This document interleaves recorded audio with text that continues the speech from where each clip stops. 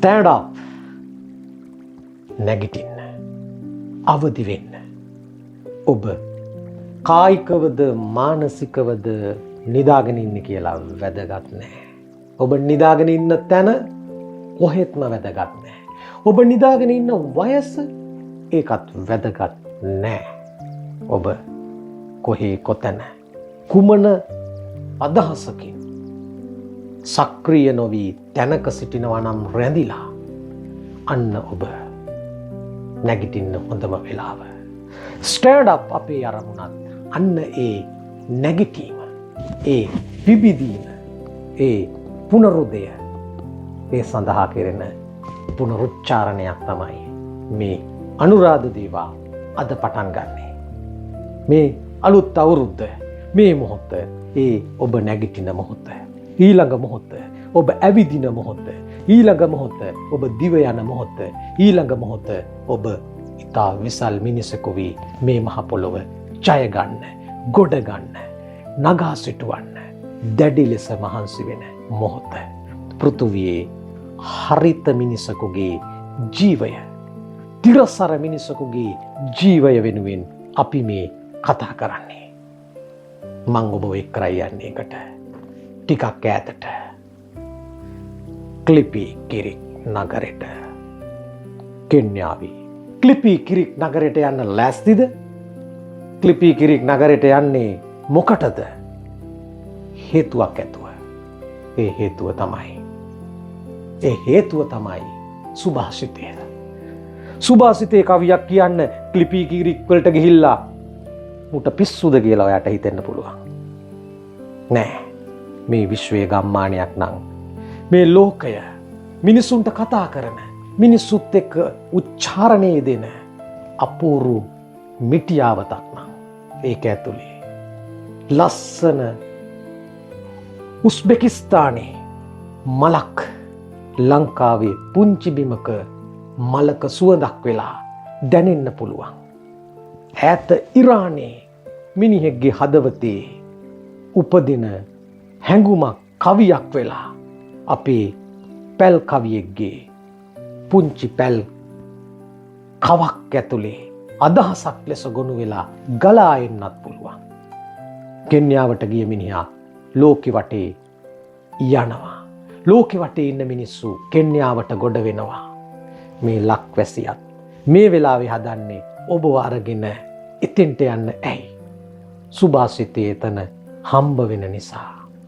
සුභාසිතේ එතන හම්බ වෙන නිසා. ලෑස්තිද? ඔව් ලෑස්ති. ක්ලිපි කිරික් නුවර. විපුල ගුණැති මහතුන් හට පත් විපත, නිසල නැනින් යුතු උතුමෝම දුරලත. අන්න සුභාසිතය. විපුල ගුණැති උතුම් මහාර්ග මහරු ගුණයහපත් උතුම් මිනිහෙකුට උනත් සිද්ධ වුණොත් ව්‍යසනයක් ඔබට මට කාට වුණත් විය හැකි. ලෝකේ දුප්පත්ද පොහොසත්ද අරකද මේකද කියන ඔක්කොම සීමා අයින් කරලා දාන්න. ඒ අයින් කරාට පස්සේ උතුම් මිනිහෙකුට උනොත් යම්කිසි අයුරක දුකක් ව්‍යසනයක් කරදරයක් ඒකෙන් ගොඩ ගන්න එන්නේ කවුද? ඔබ හිතන්න. වාව කවුද ගොඩ දැම්මේ? ඌද මූද අරුද? එයාද මෙයාද මචන්ද? කවුද කියලා හිතන්න. කවුද ගොඩ දැම්මේ? නිසල ගුණැති උතුමෙක්ම තමයි. හෙල්ලෙන්නේ නැති, ප්‍රශ්නේ තේරුම් ගන්න කලබල වෙන්නේ නැති කෙනෙක්. හරියට කොයි වගේද? කලල ගිලුණු මත වරනින්දු ගොඩ ගනුත. කලල කියන්නේ අපි වැඩිපුරම අනලා ගහගන්න ජාතිය. අපි අන්න ඒවට තමයි නිදාගෙන හිනහ වෙවි, නින්දෙනුත් අවදි වෙවි, යලි බලා ඒවා මතම දැවටි ඒ ආරෝපණ මතම ජීවත් වෙන්නේ. මඩ කාට හෝ මඩ, කාගෙන් හෝ මට නැගිටින්න දෙන්නේ නැතුව ඔය මඩ වල තුලම නේද අපි ඉන්නේ. හිතලා බලන්න එහෙම නැද්ද කියලා. අපිට හිතන්න පුළුවන් වුණාට අපිව ගතික පරිසරයක් ඇතුලේ හිර කරලා ඒව අස්සෙම දාගෙන තියාගෙන ඉන්නවා. අන්න ඒ පාරිසරික ආයින්ද්‍රිය බද්ධතාවය, නරක ආයින්ද්‍රිය බද්ධතාවය, ගහට තියලා ඇන ගහපු, බිත්තියට තියලා හිර කරපු අන්න ඒ මහා ව්‍යසනය ඇතුලේ අපි මඩ ගොඩක හිර වෙලා. ඒ මඩවලට අර්ථකථන දෙන්න පුළුවන් ඔයගොල්ලන්ට ඕනෑම ආකාරයක. ඒ මඩ පාට වලින් පුළුවන්. ඒ මඩ වල සංයුතියෙන් සංඝටක වලින් පුළුවන්. ඒ මොකෙන් දුන්නත් ඒ ඔක්කොම මඩ. අන්න ඒ ගොහරුවක කලල කිලුණු මත වරනිදු මත් ඇතෙක් වගේ ඔබත් මමත් මේ මොහොතේ ඉන්නවනම් තැනක හිර වෙලා එකිනෙකා අතරම අතට අහුවෙන මඩවලින්ම ගහගනිමින් අවදි නොවි විද්‍යාත්මකව මේ ගැන අවබෝධ කරගන්න නැතුව ප්‍රත්‍යක්ෂ ඥානයෙන් නිවැරදි කරගත යුතු, නැගිට යා යුතු, සෝදාගත යුතු, පිරිසිදු විය යුතු පවිත්‍රතා මම්පෙතක නිශ්චිත ඉලක්කයක් හඹා යා නොහැකිව තවමත් ඔබේ හිත කලල මත ගිලුණු ඇතෙක් වාගේ තබාගෙන භෞතිකය පසෙකලා ඔව සිටිනවා නම් අන්ට ඒ මනුස්සයට සුභාසිතේ කියනවා කලල ගිලුණු මත වරනිදු ගොඩ ගනුත තුමුල බලති ගිජින්ද කුමිස අන් කෙවෙත. තුමුල බලති එච්චරම ප්‍රබල ප්‍රබුද්ධ විශාල සුවිශිෂ්ට ඇතෙකුටම පමණයි ඒ සතා ගොඩ ගන්න පුළුවන්. ඒ ඇතා ගොඩ ගන්න පුළුවන්. ඒ ඇතා ඔබේ හිතයි. ඔබේ හිතයි. අපේ හිත සවිමත් නම් ඇතෙකුට වඩා ඇත් පන්තියකට වඩා මහා විසල් පෙරලියක් කරන්න පුළුවන් කියලා මේ කවිය එතනින් තියලා මම ඔයගොල්ලොත් එක්ක යනවා සුභාසිතේ කවියත් එක්ක ලෝකේ පුංචි ගමක් බවට පත් වෙච්ච වෙලාවක අන්න කෙන්යාවට. මෙතන ඉඳන් කියන්නේ යන්නේ කතාවක්. මේ කතාව ඔයගොල්ලන්ට අහන්න ලං වෙන්න වෙනවා. සංවේදී වෙන්න වෙනවා. සංවේදී වෙලා කඳුළු හලන්න පුළුවන්. සංවේදී වෙලා සුසුම් හෙලන්න පුළුවන්. ඒ ඔක්කොම අපේ හාව භාව අතර ප්‍රබල ලෙස එහෙම සැරිසරණේවා. ඒත් අපි දැන් මේ ලෑස්ති වෙන්නේ මොකටද? නැගිටින්න.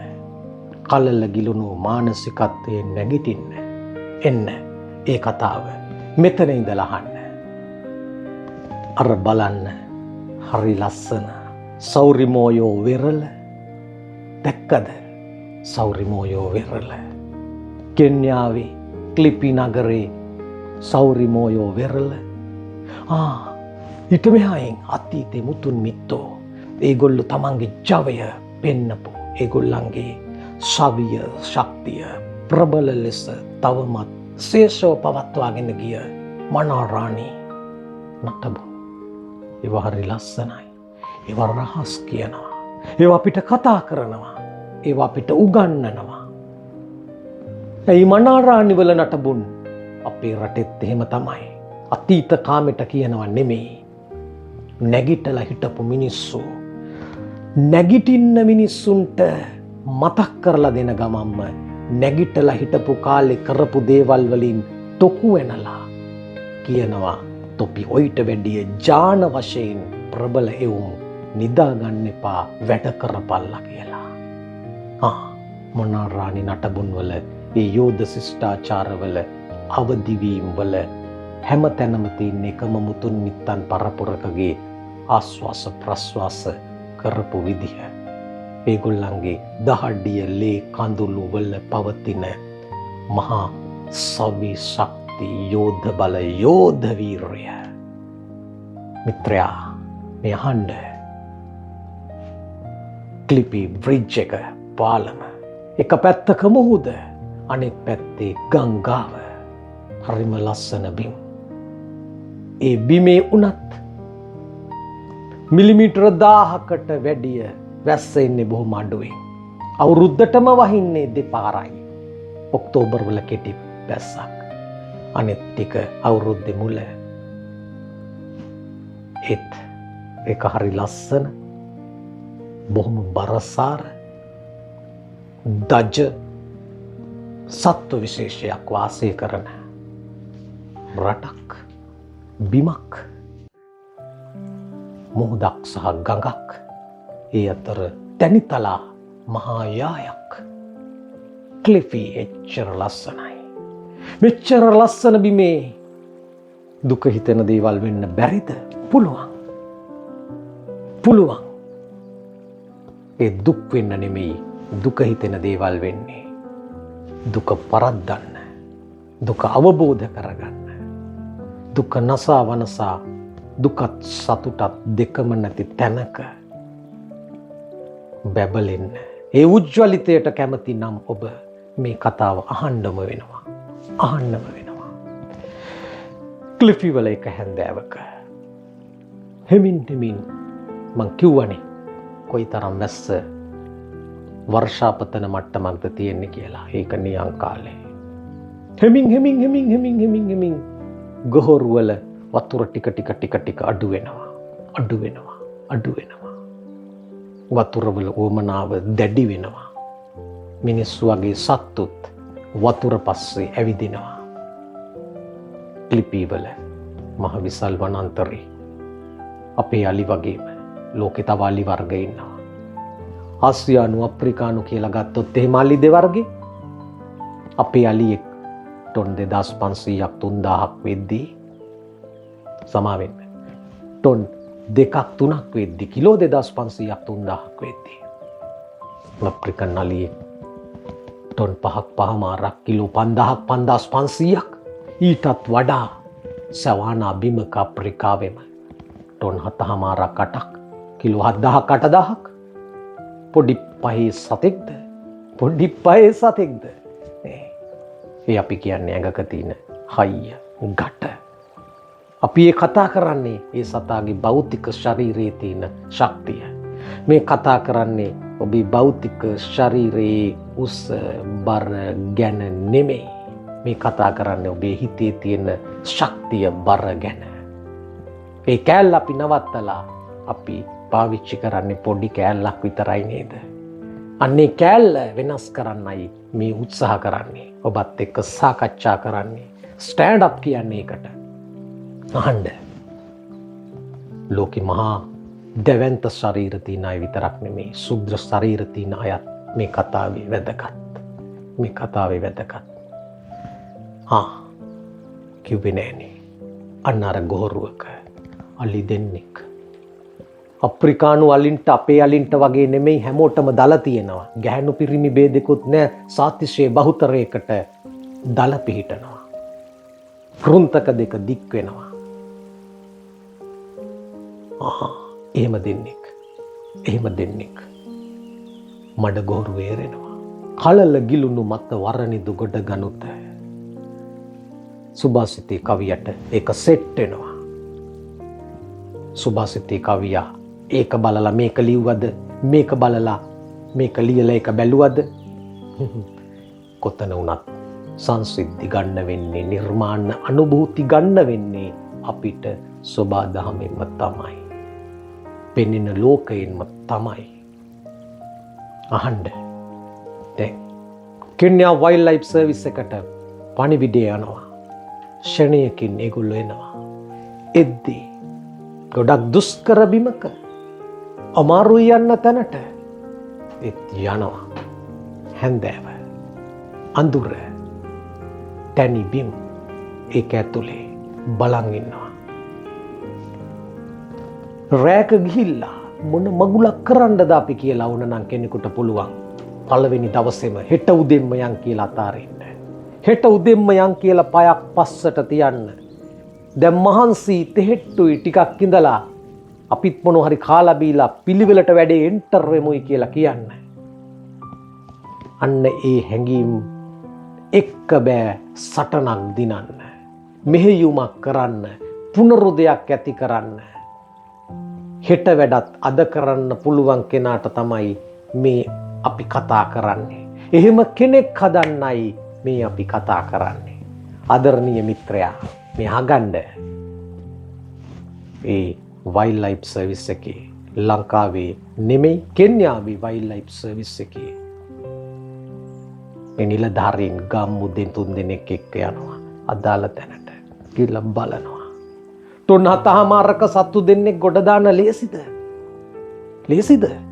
මඩවල එරිලා වතුර බින්දුවක් නැතුව මඩ ගල් වෙලා අඩේ මොකද්ද කරන්නේ? ඔලු කැහුවද? හින්දාඩිය පිහිදැම්මද? ලොක්කෙකුට කතා කරාද? නෑ. කණ්ඩායම නායකත්වය තීරණය කරනවා අපි වැඩ පටන් ගන්නවා කියලා. පළවෙනි දවසේ තීරණය කරනවා වැඩේ පටන් ගන්න කලින් හෙට උදේම පටන් ගන්න මොනවද ඕනේ? ලොකු බුල්ඩෝසර් එකක් ඕන වෙයි. JCB එකක් ඕන. මෙච්චර දුරක් අමාරුවෙන් ආවේ ගමනක්. ඒක එනකොට කොච්චර වෙලා යයිද? එතකොට සත්තු ජීවත් වෙයිද? ප්‍රශ්නයක් නේද? කලල ගිලුණු මත වරනින්දු ගොඩ ගනුත තුමුල බලති ගිජින්ද කුමිස අන්කෙවෙත. කතාවේ අපි යනවා. කතාවේ අපි යනවා. දෙවනි දවසේ උදෑසනට. මට මේ කතාව කියන්න පුළුවන්කම ලැබෙන්නේ 3 දෙනෙක් සහ කණ්ඩායමක්. ඒ 3 දෙනා වයිල්ඩ් ලයිෆ් සර්විස් එකේ 3 දෙනෙක් නෙමෙයි. ඒ 3 දෙනා අයන් ඔලිවර් එයා පින්තූර ගත්ත නිසා මේ පින්තූර මේ රූපරාමු ඔගොල්ලොත් එක්ක කතා කරන්න ලෝකෙට මාතෘකාවක් බවට පත් වෙනවා. ගමේ හුසයින් ඒකම කැප්ටන් ඇන්ඩි ඒ දෙන්න අපේ ගමේ කොල්ල වගේ මොරාල් එකේ ඇවිල්ලා 1000ක් වැඩ මැද්දේ ඒගොල්ලන්ට උදව් වෙනවා. කාටද? අර ඇත්තු දෙන්නට වයිල්ඩ් ලයිෆ් සර්විස් එකේ කට්ටියට. ඒගොල්ලෝ වෙන්න විතරද? නෑ මිත්‍රයා. ඒගොල්ලෝ උදව් වෙනවා මේ සෝබා දහමේ තීරක බලවේගයට. මේ සෝබා දහමේ හුස්ම රටාවේ යම් පුංචි තිත් වගේ පෙනෙන මිනිස් ඛණ්ඩයකට, සත්ව ඛණ්ඩයකට, ශාඛ ඛණ්ඩයකට මේ ශරීරය වගේ පවතින සෝබා දහමේ පරිසර පද්ධති වලට ඒ හැමෝටම තමයි මෙහෙවර කරන්නේ. මට අමතකුණා කියන්න. දෙවනි දවසේ උදෑසන කට්ටිය බහැලා අර ගොහරුවේ බහැලා පොඩ්ඩ මඩ නාගෙන කොනහනවා, අයින් කරනවා. දෝසර එනකම් බලන් ඉන්නේ මිනිස්සු ටික දෙනා වුණාට අපේ රටේ වගේ මහ තොගයක් ඇවිත් වටේ බලන් නොහිටියට ආපු හැමෝම මඩේ බෑගෙන වැඩ බලනවා සත්තු දෙන්න දිහා. එක්කෙනෙක් ගොඩක් අමාරුයි. බොහොම අමාරුයි. ගොඩ ගන්න බෑ වගේ. ඒත් අතාරින්නේ. ඕනනම් කෙන්යා වයිල්ඩ් ලයිෆ් සර්විස් එකට ලංකාවේ වගේ නෙමෙයි. ඒගොල්ලන්ට සංස්කෘතික කාරණාවල හිර වෙච්ච මිනිස්සු නෙමෙයි. සතාට වැක්සින් එකක් ඉන්ජෙක්ෂන් එකක් ගහලා මරලා දාන්න පුළුවන්. එහෙම කරේ නෑ ඒගොල්ලෝ. එහෙම කරේ නෑ. ඒවා කර්මයේ දරකද මේකද කියන කරුණු වලට ලඟු නොවි අපි බලමු මිනිස්සුන්ගේ උත්සාහයේ තරම. අන්න හදනවා ඒගොල්ලෝ. මොකක් කරන්නද? ඒගොල්ලෝ හදනවා යමක් කරන්න. හරලා අවසානයේදී ඩෝසරේ එන්න කලින් ඒගොල්ලෝ යන්තම් පාද ගන්නවා. සතා බොහොම හෙම්බත් අමාරුයි හුස්ම ගන්න. පළවෙනි අවස්ථාව දැනට අසීරුමව අසාධ්‍යවම දැඩි සත්කාරයකකේ තියන්න ඕන ලෙඩෙක් බවට පත් වෙලා ඉන්න අර කලල ගිලුණු මත වරනිදුට. දැන් මේ කතාවේ කලල ගිලුණු මත වරනිදු තව කෙනෙක් ඉන්න එපා. තුමුල බලැති ගිජින්දකු. ඒ තුමුල බලැති ගිජින්දොත් කලල ගිලුණ දෙන්නම දැන් ඇත්තෝ. එහෙනම් කවියට අනුව ගොඩ දාන්න බෑ. ගොඩ දාන්න ආවේ පොඩි හිත් තියෙන ලොකු හයියක් එක්ක. පොඩි මිනිස්සු රෑනක් රංචුවක්. ඩෝසරේ ආවා. බඳ හරහා දැම්මා අමාරුවෙන්. දාලා ඇද්දේ පළමුවෙන් දැඩි සත්කාරයකගේ ලෙඩාව ඇදලා ගත්තා. අමාරුයි. එයාව ටිකක් ඈතට ගෙනිච්චා. එයා මිය ඇදුනා. එක අලියෙක් ටොන් 7මාරක් බර අලියෙක්ව රැක් තිස්සේ උදැහැනක් තිස්සේ හාරලා සුද්ධ කරලා ඇදලා උත්තරය රින වුණහම, උත්තරය මරණය වුණහම, උත්තරය හැරයාම වුණහම, උත්තරය පශ්චාත්තාපය වුණහම එතනින් අතෑරිනවා. අනේ මචං අරූටත් ඕක තමයි. ඔච්චර තමයි කොච්චර කරත් කියලා අතෑර දාන්න පුළුවන් නේද? එහෙම අතෑරියේ නෑ. එහෙම අතාරින්න බෑ. එහෙම අතාරින්න බෑ. එහෙම අත අරින්න සුදුසු නෑ. දෙවනි සතාට බර දානවා. ආයි ගිහිල්ලා අර තෙහෙට්ටුව පැත්තකට දාලා මහා අමුතු ගැම්මක්, හයියක්, යෝධ බලයක්, වීරයක් අරගත්ත ඒ මහේශාක්‍ය ආරෝහ පරිණාහ මිනිස්සුද කෙට්ටු කෙසඟ කෘස පුංචි මිනිස්සුද අපි දන්නේ. හිත ලොකු මිනිස්සු වැඩ කරනවා. හිත ලොකු මිනිස්සු වැඩ කරනවා. වැඩ කරලා එයාව බඳ පටි දාලා අදිනවා. දැන් අර පහුගිය දවස්වල කඩා වැටිච්ච හෙලිකොප්ටරේ ඇද්දේ මිනිස්සු අපේ ඒ වගේ පොඩි බරක් නෙමෙයි. ඒ වගේ තව මහා බරක් සහිත වතුරකත් නෙමෙයි, ගොඩබිමක ගොහරුවක පල් වෙච්ච හිර වෙච්ච වැලි පසක්, මැටි පසක්, ලෝම පසක් එක්ක සටන් කරනවා. සටන් කරලා ඇදලා අරගන්නවා. අරගෙන සතා මිත්‍රවරුනි හැම වෙලාවෙම පරදින්නේ නෑ. පරදුනත් පරදින්න කියලා පෙනෙන දෘශ්‍ය පතේ ඇතුලේ තියෙන්නේ ජයග්‍රහණය. අන්න අවස්ථාව. ඊළඟ මොහොත දැන් මොකක් වෙන්නේ නැද්ද? ඔබ හිතන්න මොකක් වෙන්නේ නැද්ද? ඒ සතා යෝධ ටොන් 5මාරක් 6මාරක් බර සතා නැගිටිනවා. හැම හදවතකම මගේ වගේම ඔවුන්ගේ ඒ මොහොතේ උදා වූ අත්පොඩිය ආශිර්වාදය, ජයග්‍රහණය මේ මොහොතෙත් ඇති වෙනවා. මිනිස්සුන්ගේ ඇඟේ මායිල් කෙලින් වෙනවා. ඒත් සතා ඊළඟ නිමේෂයේ ශක්තිමත්ද. තුන්වෙනි දිනය ඇතා ගියාද? කලල ගිලුණු මත වරනින්දු ගියාද? පළමුවෙන් ගොඩගත්ත මෘත කලේබරය දාලා ඇතා යන්න කැමති නෑ. තමන්ගේ ජානගත සමීපතම මිත්‍රයාගේ මලකුණ දාලා යන්න කැමති නෑ. මිනිස්සුන්ගේ බැඳීම වගේම සත්තුන්ගේ බැඳීම ඊට එහා අකමැති. නමුත් පෙරැත්ත කළා, තල්ලු කළා, පළවා හරිනවා. මහතුරුනේ පැය භාගයක් යද්දී මහ වතුරක් ඇවිල්ලා අරක යට වෙනවා. අර බිම යට වෙනවා. හිටියනම් අර සතා එතනම මිය දෙනවා. උඹ විතරක් මැරිලා මම විතරක් ජීවත් වෙලා මොකටද කියලා හිතලා එහෙම සාහිත්‍යික කතාවක් මෙතන නැහැ. සතෙක් කියන්නේ මාර ශක්තියක්, වටිනකමක්. ජීවයක් කියන්නේ කොච්චර ලොකු ජයග්‍රාහී දෙයක්ද කියලා ඔයගොල්ලෝ හිතලා බලන්න. ඒ නිසා ජීවයකට අත තියන්න එපා. ජීවියෙකුට අත තියන්න එපා. ඔබේ ජීවය ගැන සිහි කරන්න. ඔබ ජීවියෙක් කියලා මතක තබාගෙන අනෙක් ජීවියාට ජීවත් වීමට ඇති පරම අයිතිය සුරකින්න. මේක මතකෙම තියාගන්න උත්සාහ ගන්න. මිත්‍රයා මේ අහන්න. ඔන්න වෙච්ච දේ වතුරාවා.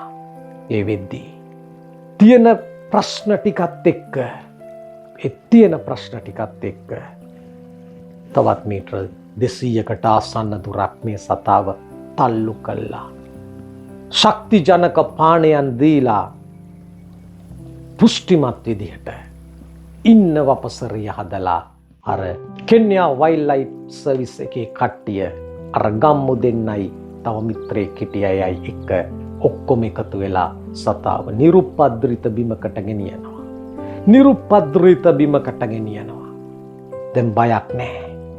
ඒත් ඒ අය එන්නේ නැහැ. සතාවෙහි දාලා තව දුරටත් එයාව මොනිටර් කරනවා, අධීක්ෂණය කරනවා. එතකොට ඔබ කියාවි ලංකාවේ නම් එහෙම නෑ, ඌව කැලේට යවුවා එතනින් පස්සේ නිලධාරියෙක් නෑ කියලා. මෙතන පටලව ගන්න එපා.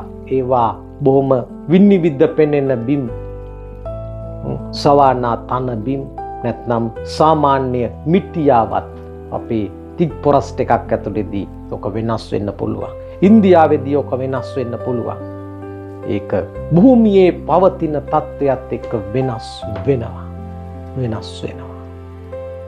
මිනිස් කණ්ඩායමක් අවසානයේදී සුවිශිෂ්ට ජයග්‍රහණයකට, සුවිශිෂ්ට මෙහෙයුමකට අති ප්‍රබල සත්ව ගලවා ගැනීමකට නායකත්වය දෙනවා. ඒක ජයග්‍රහණයක් නෙවෙයිද මහතුරුනේ? දෙකෙන් එකක් මිය ගිහින් 50%යි වාසිය කියලා ඔබ හිතාවි. ඒ අහිමි වෙච්ච 50% වෙනුවෙන් දරපු ප්‍රයත්නයේ ප්‍රබලතාවය මොනවැන්ද මනින්නේ? ඒක සුවිශිෂ්ටයි. වැටුණයි කියලා, වැටෙනවයි කියලා, ඊයේ වැටුණයි කියලා, ගිය අවුරුද්දේ දුක්ුණයි කියලා එහෙම නවතිනවා නම් අපිට නෑ ගමනක්, ආයෙත් සකි. ඒ නිසා උත්සාහ කරන්න ඕනේ. ස්ටෑන්ඩ් අප්, අවදි වෙන්න. කවුරු වගේද? කලල ගිලුණු මත වරනිඳු ගොඩ ගනුත තුමුල බලති ගිජින්ද කුමිස අන්කෙ වෙත. ආදරණීය සහෝදරවරු, මේ අහන්න, සහෝදරිය අහන්න. මේවා සංකේත. ඇත්ත සෝබාදහමේ ඇතා වෙන්න පුළුවන්, අලියා වෙන්න පුළුවන්. හැබැයි කායික ලෝකයේ ඇතුළේ විතරක් ශක්තිය පදනම් වෙන්නේ නැති බව හිතට ගන්න. මානසික චක්‍රාවලල්ල, මානසික ශක්ති මට්ටම් වල ප්‍රබලතාවය කේන්ද්‍රය හා සමීප සම්බන්ධතාවකින් ප්‍රබලව ඒකාත්මික වෙනවා නම් ඔබට මට ජය ගන්න බැරි ඉමක් නැහැ. ජීවිතය අල්පේච්ඡ වෙන්න පුළුවන්, සුබරතාවෙන් යුක්ත වෙන්න පුළුවන්. එහෙත් ඒක ඇතුලේ ඔබේ යම් ඉලක්කයක් ඇති, ලෞකික හෝ ලෝකෝත්තර. ඒ දෙකෙන්ම ඔබේ බැබලීමත්, මේ පෘථිවියේ බැබලීමත් අත්‍යන්තයෙන්ම සිද්ධ වෙනවා. ඒ නිසා ස්ටෑන්ඩ් අප්, නැගිටිමු. අපි සතියකට දේවතාවක් ස්ටෑන්ඩ් අප් ඔබත් එක්ක බෙදාගන්නේ සෝබාදහමේ අවදිවීම සහ සෝබාදහමට යුක්තිය ඉටු කිරීම සඳහා පරිසරයේ ප්‍රභාස්වරය වෙනුවෙන්, මිනිස් වංශයේ ප්‍රභාස්වරය වෙනුවෙන්, සත්ව සාක පරිසර පද්ධතිවල උද්දීප්තතාව වෙනුවෙන් අපි අපේ හඬ අවදි කරන මානයට පළමු පියවර තැබුවා. 2026 ඔබේ සූත්‍රයේ බවට සෝබාදහමේ මාත්‍රයක් හෝ රැක ගැනීම සනිටුහන් කරගත්තාට, ක්‍රියාත්මක වූදාට මේ මහ පොළොව මත ලස්සනම හැඟුම් සහිත, ලස්සනම ක්‍රියාකාරකම් සහිත ස්තරම් මිනිසා ඔබ වේවි. ඒකට අපේ ආචාර්ය හමු වෙමු. ඊළඟ ස්ටෑන්ඩ් අප් පියවර ඔස්සේ තවත් කතාවක් සාකච්ඡා කරන්න. ඔබ දිනනවාමයි, මහ පොළොව සැනසෙනවාමයි.